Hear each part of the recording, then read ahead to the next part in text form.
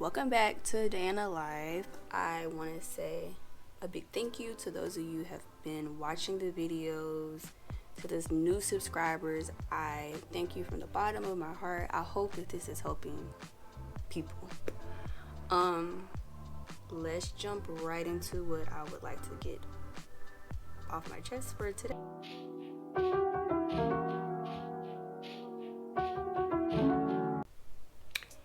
Anxiety and depression. Yeah. So, can't just jump into it without knowing what it is. It is, according to the American Psychological Association, and this would be anxiety, is an emotion characterized by feelings of tension, worried thoughts, physical changes like, for example, increased blood pressure. Depression, on the other hand, is a serious medical illness that negatively affects how you feel, the way you think, and how you act. Okay, so I also looked up just a couple of interesting facts. In 2017, there was 792 people worldwide that have been reported to have a mental health disorder, you guys. This was before the pandemic. Can we imagine what it is right now? That's what's even worse is this second one, which is like every 40 seconds, like 10 seconds more than half a minute, someone takes their own life.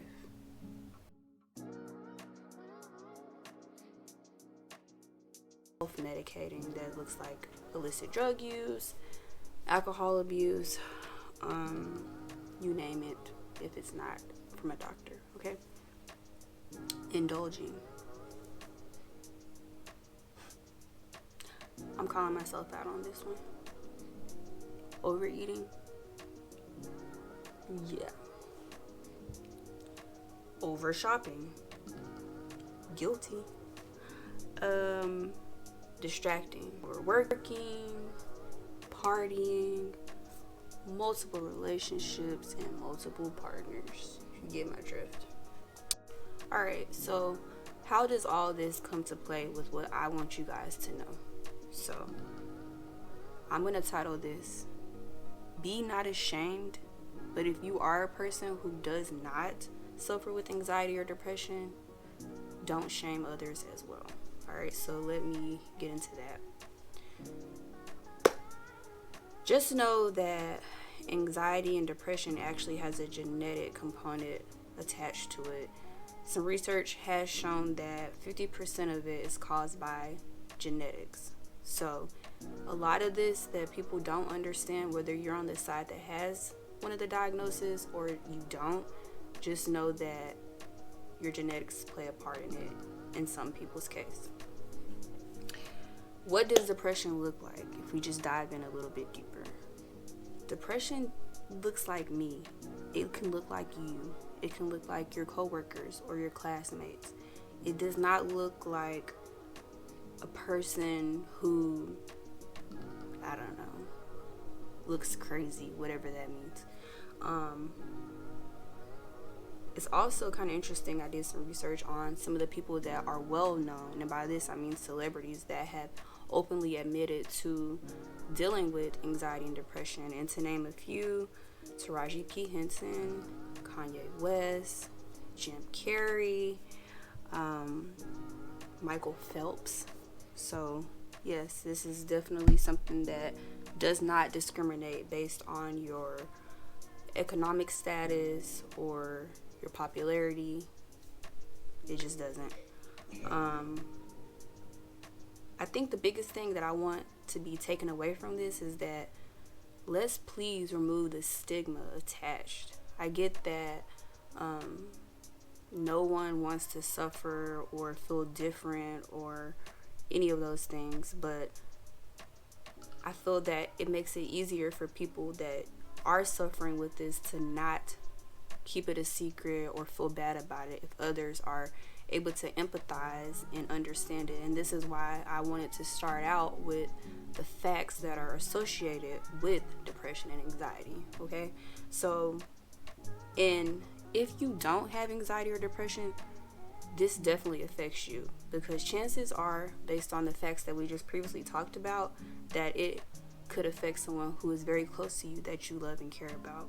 So let's please not shame others, okay?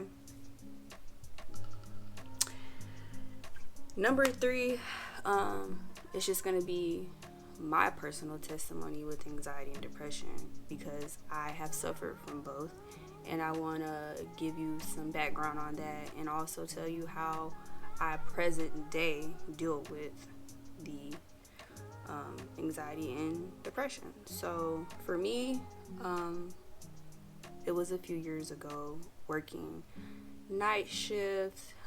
As I mentioned to you guys before in the first video, that I am a nurse, and so I just, I guess most people could say the perfect life. I didn't have issues with finances, or I didn't have any kids at the time.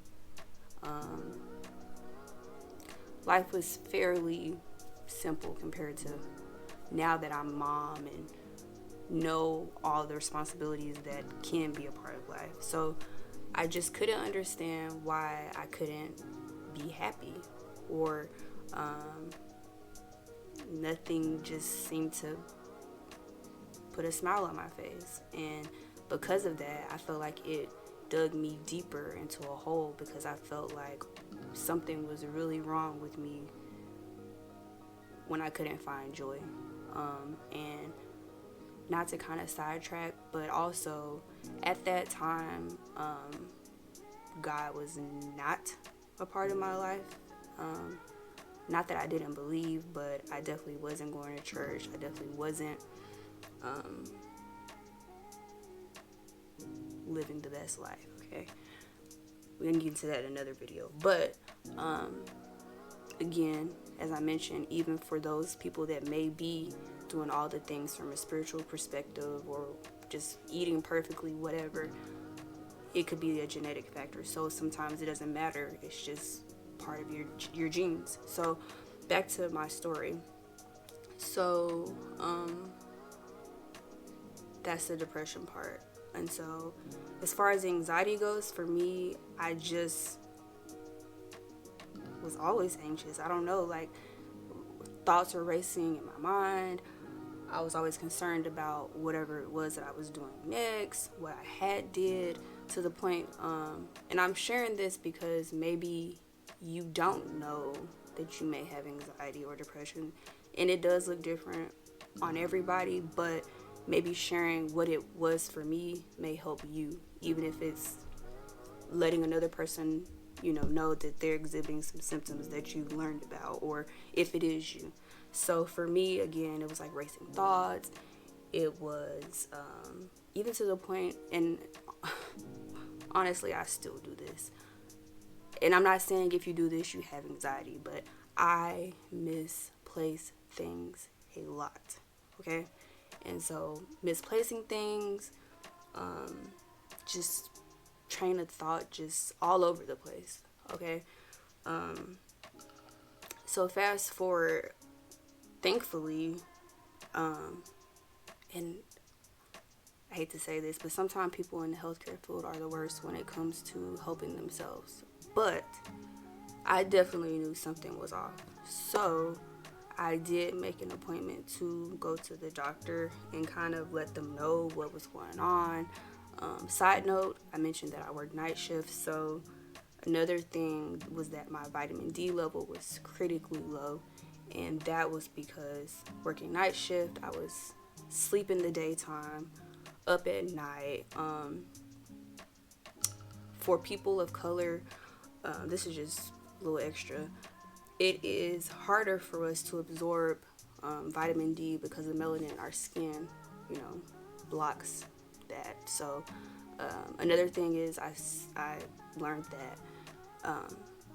So once I did see the doctor, of course, the diagnosis, right? And so then you begin to work on treatments. And again, I was hesitant. Like, who wants to even though I knew something was wrong, who wants to like admit or to themselves, forget everybody else, that you could be dealing with this, right?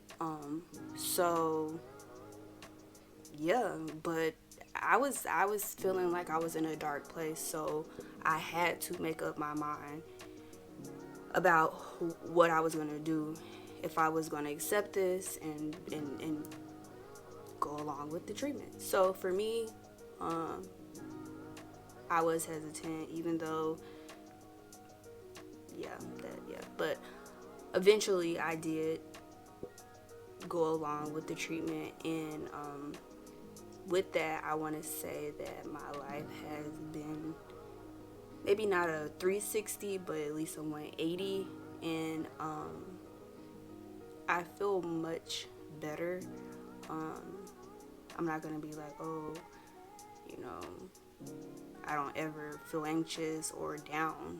I think in general that's a part of life, but I want to encourage anybody who's on the edge about whether they should seek help or get medical advice to do so, because for me it's like being alive, but then there's something called the quality of life. And if every day you're waking up but it's hard to wake up, or